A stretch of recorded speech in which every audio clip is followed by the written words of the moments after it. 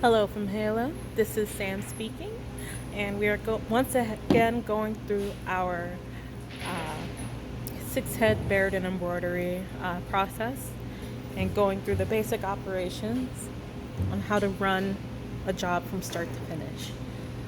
In this video, we're going to go over hooping. Hooping is a deceptively simple process.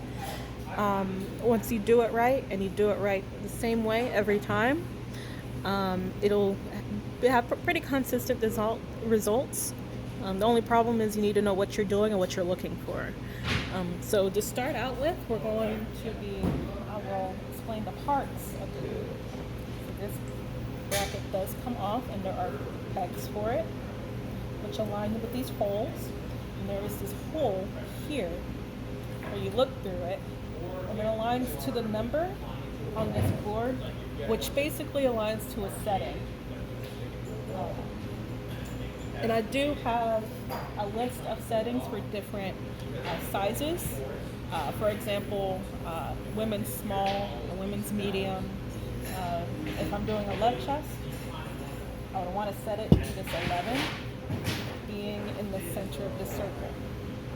If I wanted to do, again, ladies small or medium left chest. That's not quite what I want to do for this demonstration. I do want to do a men's medium, and I want to do a center clip. So a men's medium is going to be 15, and how I'm going to do it is I have it aligned to that 15 left chest, and I'm just going to bring it over, and that's a 6 for the center. I'm going to press that down.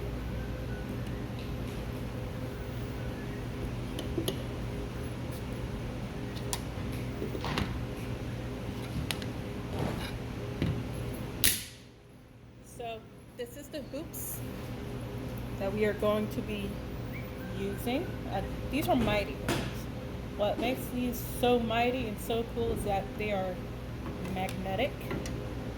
And you do want to keep your fingers away from them and make sure you don't pinch your fingers on accident. So we're going to start with the bottom of the hoop.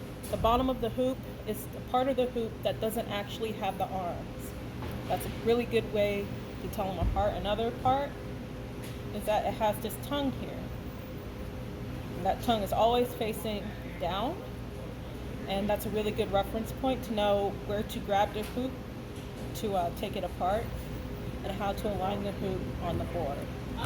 So I'm going to open these clamps here, and I'm going to set the bottom of the hoop and make sure that tongue goes into the slot underneath this silver ring, so it gives it some stability. And of course you can just go ahead and take it out. Well, you can. I have to take this part of it out, but this clip also helps keep that hoops. So from here, before I actually put my shirt on, I'm going to set my back. The kind of backing you use depends heavily on the kind of material your fabric is. So I will be using a cotton t-shirt.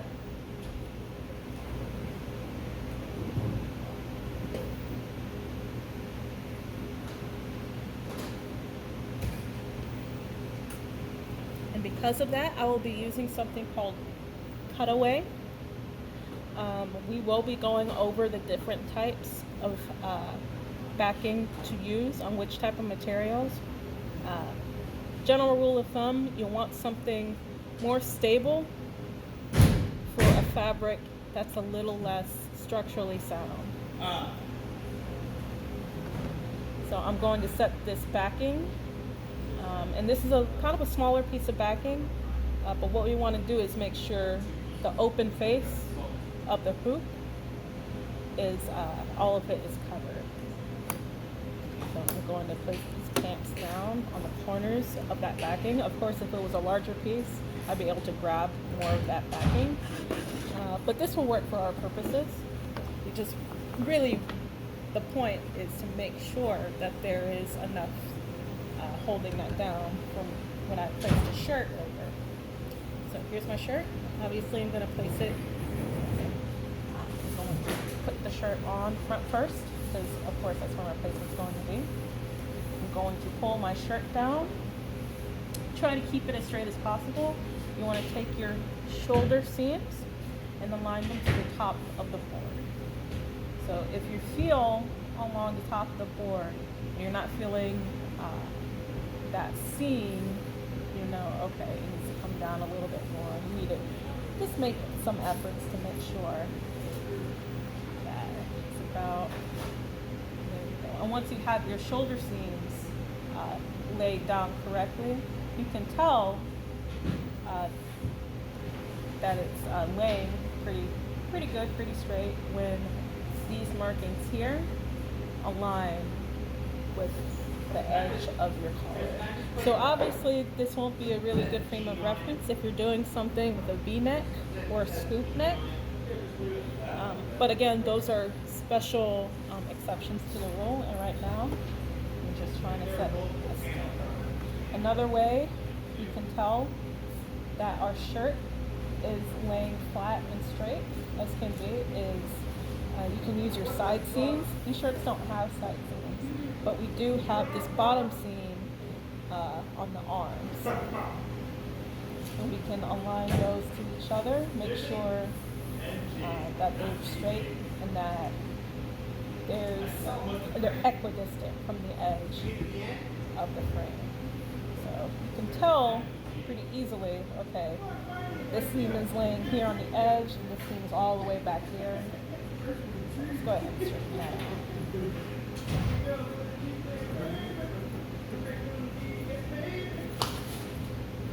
Check all of our points. Our points are, of course, are going to be shoulder seams, side seams, collar. And it seems to me our fabric here is laying pretty straight, pretty uniform. So I'm ready to hoop it. So you're going to take your top edge of the hoop. Your white's going to be facing out or facing towards you. And my rule of thumb is that pacemakers up here is always going to be facing up. So I'm going to set my hoop. I'm going to set these bolts here into this little trough. And the same on the other side.